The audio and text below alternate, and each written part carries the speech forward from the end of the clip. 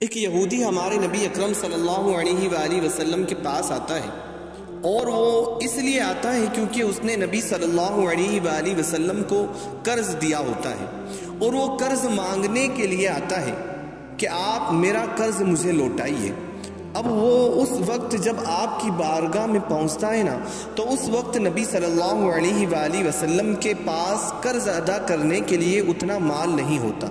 آپ صلی اللہ علیہ وآلہ وسلم اس یہودی سے کہتے ہیں کہ مجھے کچھ مہلت دو، جب اللہ تبارک و تعالی سامان عطا فرمائے گا، جب اللہ تبارک و تعالی مجھے اتنی استطاعت عطا فرمائے گا تو میں تمہیں تمہارا قرض ادا کر دوں گا۔ لیکن وہ یہودی تھا، وہ کہتا ہے کہ نہیں، میں اب آپ کو ذرہ برابر ایک پل کے لیے بھی مہلت نہیں دے سکتا۔ نبی اکرم صلی اللہ علیہ وآلہ وسلم نے اس یہودی سے کہا کہ اچھا ٹھیک ہے، تم یہیں بیٹھ جاؤ، اور آپ صلی اللہ علیہ وآلہ وسلم بھی اس یہودی کے ساتھ اسی جگہ پر زمین پر بیٹھ جاتے ہیں۔ کس وجہ سے؟ آپ صلی اللہ علیہ وآلہ وسلم اس یہودی کے تعلیف کے لیے، تعلیف قلب کے لیے وہیں پر ٹھہر جاتے ہیں، اس کی نظروں سے اوجھل نہیں ہوتے ہیں، اس کی نظروں سے دور نہیں جاتے ہیں کہ کہیں وہ یہودی یہ نہ سوچے کہ یہ شخص نبی اکرم صلی اللہ علیہ وآلہ وسلم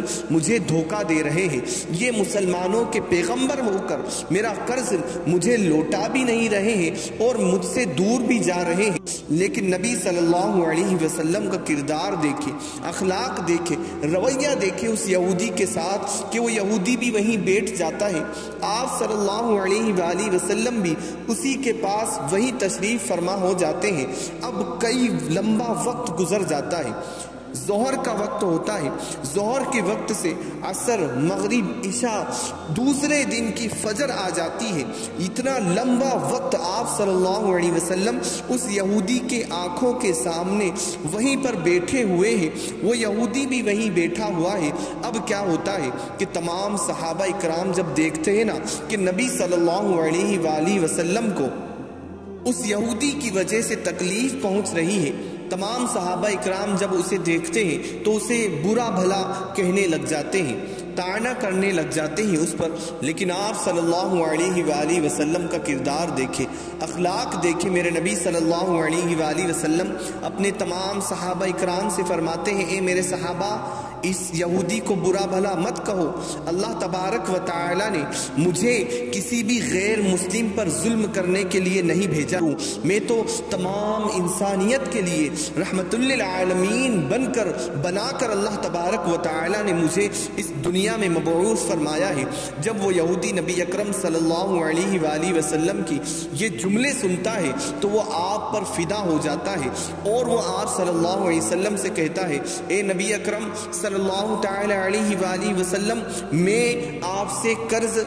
طلب کرنے کے لیے، میں اپنا مال لینے کے لیے نہیں آیا تھا، میری نیت تو آپ کا امتحان لینا تھا، میں آپ کا امتحان لینے کے لیے آیا تھا، میں تو آپ کو آزمانے کے لیے آپ کے پاس آیا تھا۔ آپ صلی اللہ علیہ وآلہ وسلم اس کی بات کو سنتے جا رہے ہیں۔ وہ یہودی کہتا ہے کہ یا نبی اکرم صلی اللہ علیہ وآلہ وسلم، میں نے تورات میں پڑھا ہے، میں نے زبور میں پڑھا ہے، میں نے انجیل میں پڑھا ہے، میں نے آسمانی کتابوں میں آپ کا ذکر پڑھا ہے، اس کے اندر آپ کی نشانیاں پڑھی ہے، میں نے اس میں پڑھا ہے کہ آپ کے والد کا نام عبداللہ ہوگا، آپ کی والدہ کا نام آمنہ ہوگا، آپ مکہ شہر کے اندر تشریف لائیں گے، آپ کی ہجرت گاہ مدینہ منورہ ہوگی، اور بہت ساری نشانیاں جس میں آپ کے اخلاق کے بارے میں، آپ کے کردار کے بارے میں، کہ آپ کی زبان بہت میٹھی ہوگی، آپ لوگوں کے لیے رحمت بن کر آئیں گے،